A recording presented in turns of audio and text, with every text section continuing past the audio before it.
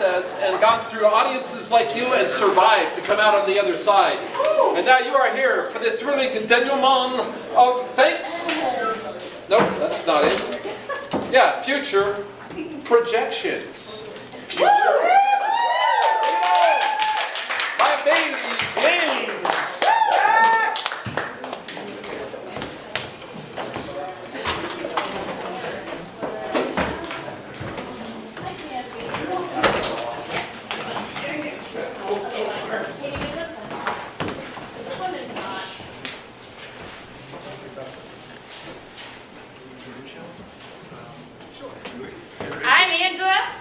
I'll be playing Annie.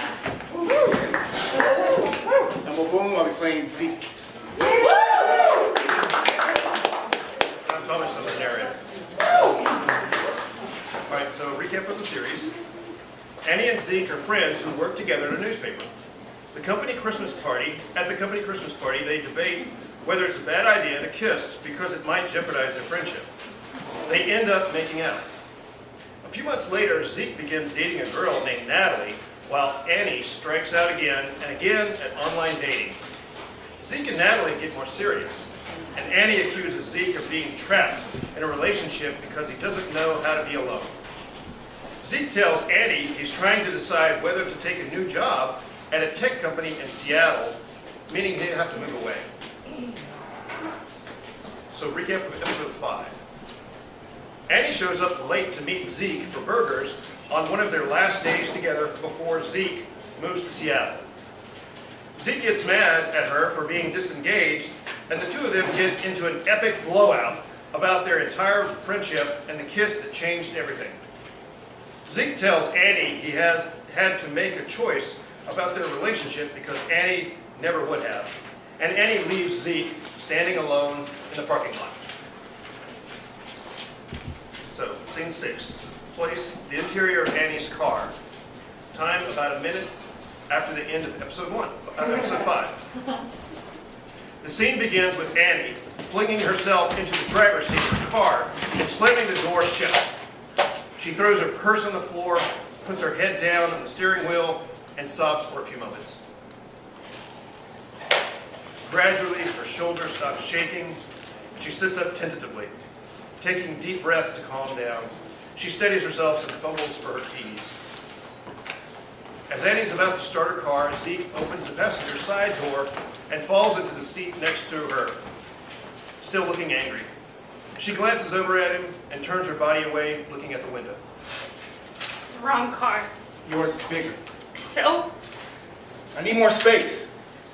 I'm pissed off at you. Okay, that doesn't make any sense because I'm in here. Well, I'm done making sense today. Annie keeps staring out the window, wiping up the tears hurriedly so Zeke won't see. We're not done talking. What's left to talk about? We've said plenty already. I don't know. Annie glances over and suspiciously, silence hangs between them for a few minutes. I haven't figured out yet what to say. But that can't be the last conversation we have. We need to kiss and make up. That was a joke. A terrible one. A terrible joke. Again, if you can call that a joke, it's like maybe the stupidest, most ill-timed joke you or any other member of the human race has ever made. Which means the worst is behind us.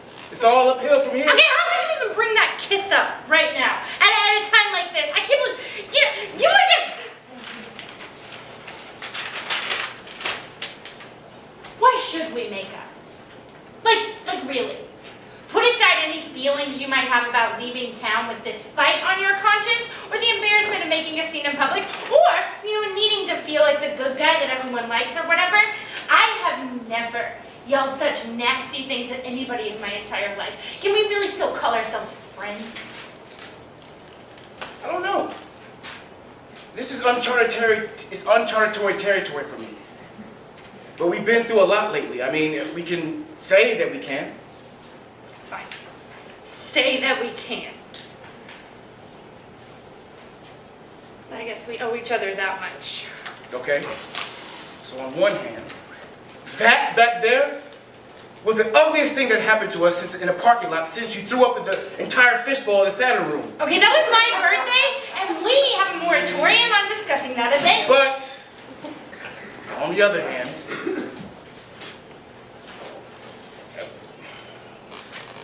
wasn't everything you said true?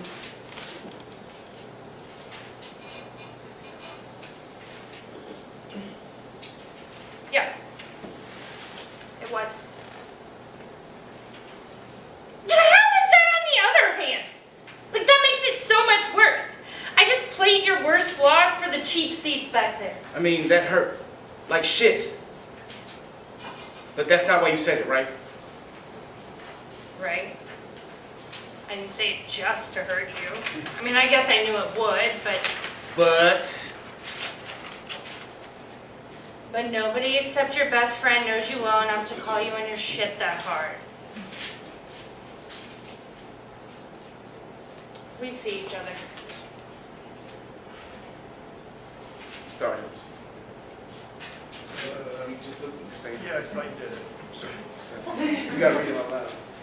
Zeke, what's that? We see each other. We do. They both wander for this for a moment. And yet, And yet. you really can be a dick to me, you know. And you really can be pretty overbearing to me. Well, at least I'm not Mr.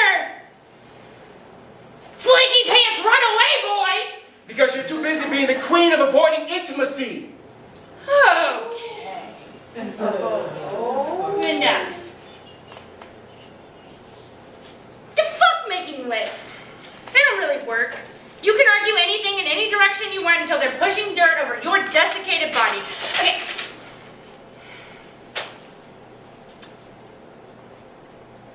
Here's what I know. Every list I've ever made is just me trying to convince myself I have a perfectly logical reason to do what my gut is telling me it wants. So what is it telling you now? Any pleasure with the keys.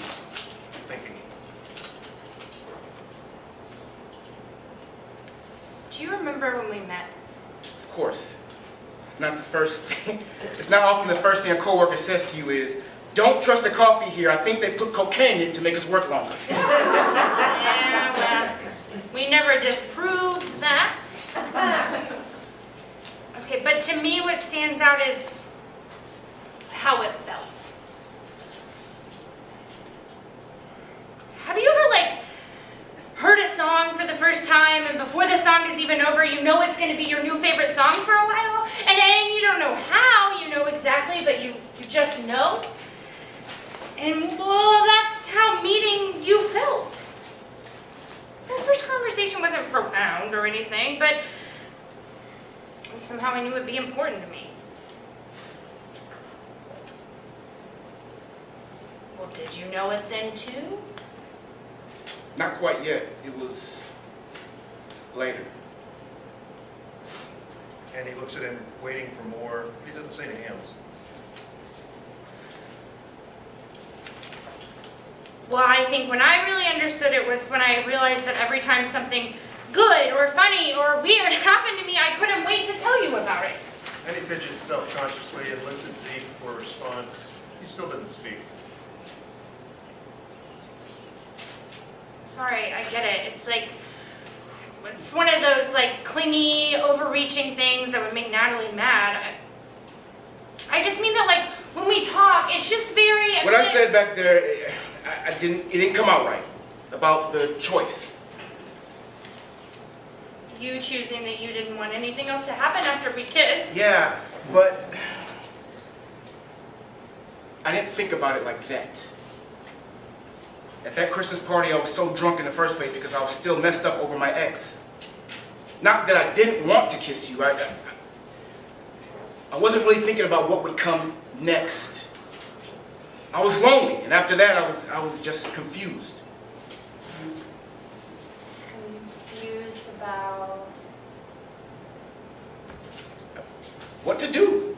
I usually just, let things happen and see where life takes me, but I could tell that wasn't going to work here.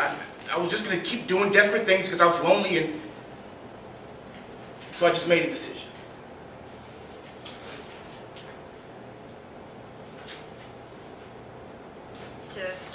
on Tinder dates with everyone who'd swipe right on you? No. I knew once I started dating again that I was probably going to be stupid and selfish and make a lot of mistakes, and I didn't want you to be one of those. And that's when I knew that the way I felt about you is how you feel about me. That I totally didn't want to get what we were supposed to be. I just didn't get it, right? But I wanted you there. So I chose to see you as a friend because I just didn't want to fuck it up, okay? You're too important for me to lose. And he contemplates this.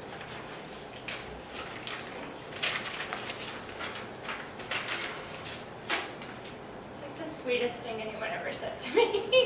Zeke shrugs again, looking away with embarrassment. Annie reaches out and squeezes his hand.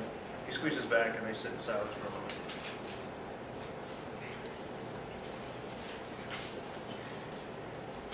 You're kind of stupid for someone who doesn't, who thinks they have everything together. You're real stupid. Yeah. I guess I am. Won't hold it against you. Everybody can't be as evolved as me. And he looks pensively out the windshield.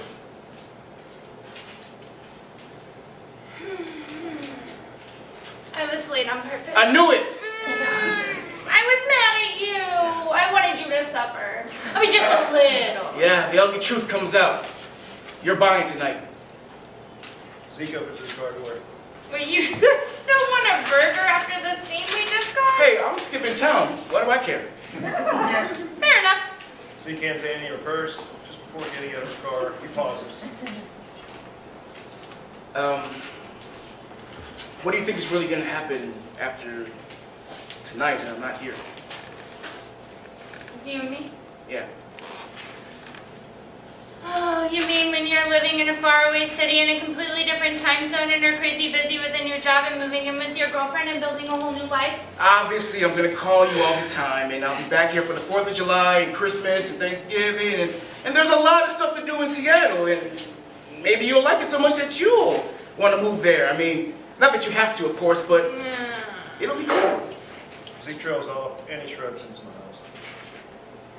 Who knows? It's like my best friend told me once. Something else will happen. And whatever it is, we'll be okay. Zeke grins. They both step out of the car and head off together to adventures and hamburgers unknown. Blackout.